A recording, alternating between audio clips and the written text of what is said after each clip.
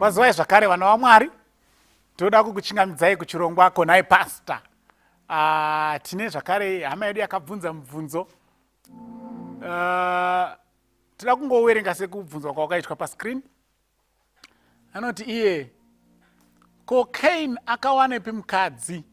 Ivo baba vake namai vake vaiva vanhu vekutanga panyika. Ko Cain akawanepi mukadzi? Ivo baba vake namai vake vaiva vanhu vekutanga panyika. Now, regai changoverenga Bible. Mobva matona kuti Cain akawanepi mukadzi. Genesis chapter 4. Genesis chapter 4. Now Adam knew his wife and she conceived. Ndobva verse 1. Ndoverenga verse 1 na 2, ndozoverenga verse 10 to 12, ndozoverenga verse 16 and 17. Now Adam knew his wife and she conceived and bore Cain and said, I have acquired a man from the Lord. Then she bore again, this time his brother Abel. Now Abel was a keeper of sheep, but Cain was a tiller of the ground. Vakomana 2 from Adam and Eve. Okay? Then zvakaitika ndofunga toziziva pakati apa ngaini paverse ya 10. Cain auraya munin'ina wake Abel. Verse 10. Mwari akubvunza Cain. And he said, what have you done? The voice of your brother's blood cries out to me from the ground. So now you are cursed from the earth, which has opened its mouth to receive your brother's blood from your hand. When you till the ground, it shall no longer yield its strength to you. A fugitive and a vagabond you shall be on the earth. Ndira kuti muone rutongo ruri kupiwa Cain nekuti auraya munin'ina wake. Chekutanga anzi ivhu harichagoni kubereka sezvaraisiita nekuti ndoragamuchira ropa remunin'ina wako wauraya. Chechipiri abva anzi iwewe uchava mudzungairi nemufambi panyika. You shall be a fugitive and a vagabond on the face of the earth. Mukaverenga verse 13, Cain anzi anovharidza mhere kuti ai rutongo rwangu rwakanyanya Mwari. Mukati ndichangova munhu wekungofamba nekudzungaira panyika panapa. Vanhu vakazoziva kuti ndindakauraya munin'ina wangu vachanditsiva vakandiurayawo. And then Mwari achibva ati aiwa handisi kuzotendera vanhu kuti vakuuraye. Inyaya yomwe musi iyoyo. Why Mwari akatendera Abel akanaka kuti afe, Cain anga asina kuteerera kuti ararame. But yomwe musi. But Mwari oti aiwa ndakuisa mark pauma pako Cain kuti vanhu vasazokutsive. Saka Bible rinobva rati paverse 16. Zvapera kudaro inobva yati, then Cain went out from the presence of the Lord and dwelt in the land of Nod on the east of Eden. Zvapera kudaro zvanzi Cain akabva asimuka kubva paaigara nababa wake namai vake pagarden reEden apa akaenda foot further east nechekumabvazuva kwebindu reEden. Teerai munzwe verse ya 17, please take note. And Cain knew his wife, and she conceived and bore Enoch. And he built a city and called the name of the city after the name of his son Enoch.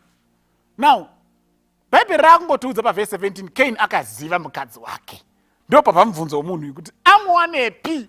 Isi taona Adam apa, taona Eva apa, taona Cain apa, taona Abel apa. Abel aurawa, Cain akusimuka aenda kunod.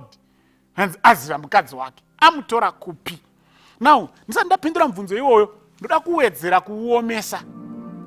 Ndoda kuti uome mubvunzo iwoyo by reading also verse 25 and 26. Listen, of the same chapter. And Adam knew his wife again, and she bore a son and named him Seth. For God has appointed another seed for me instead of Abel, whom Cain killed. Terai verse 26. And as for Seth, to him also a son was born, and he named him Enosh. Then men began to call on the name of the Lord. Now, kana tiine problem yekuti Cain akawanepi mukadzi, tinofana kuita a bigger problem yekuti Seti akawanepi mukadzi. Cain togona kutomboita juma fembera because ziri kunzi akasimuka kana nechikunodi. Umwe anogona kufunga kuti pamwe kunodi pada kwaina vane vanhu ero whatever, but Seti haana kwaenda, angori ipapa pana Adam naEva pa. Otonzi akaziva mukadzi wake akabara mwana akamutumidza zita rekuti Enosh. Saka tikagona kuziva kwakatora Seti mukadzi, automatically taziva kwakatora Cain mukadzi. Because Cain paasimuka achinosvika kunod, tabva tanzwa isusu kuti akaziva mukadzi wake kunod. In other words, akaita inenge honeymoon kunod. And legai ndigare ndataura kuti sataverenga kuti Seti akatora mukadzi. Legai ndigare ndataura kuti izwi rekuti nod chiHebheru chinoreva kuti a fugitive and a vagabond. A fugitive and a vagabond. No punishment yakapiwa Cain. Akanzi iwe uchava a fugitive and a vagabond. Saka paakasimuka kutofamba nenyika zveduwo, paakanosvikoisa matende ake akapapa zita rinonzi I am a fugitive and a vagabond, riri kuti Nod. Saka kwaisava nenzvimbo inonzi Nod, Cain asati aendako. Nod yakazovako, Cain asvika ikoko. Akati panapa ndaakupapa zita rinoreva experience yangu. Inini I am a fugitive and a vagabond, hence panapa panonzi pa I am a fugitive and a vagabond pa Nod. But ngatidzokei tibvunze Bhaibheri, Seti akatorepi mukadzi? Genesis chapter 5. Teerere munzwe verse ya 4. After he begot Seth, the days of Adam were 800 years, and he had sons and daughters.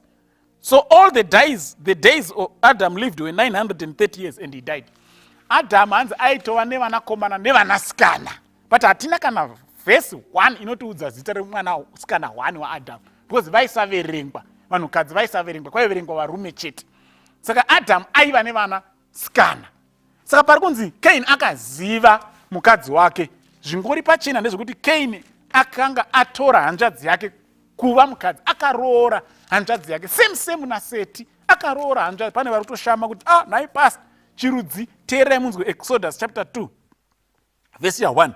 And a man of the house of Levi went and took as wife a daughter of Levi.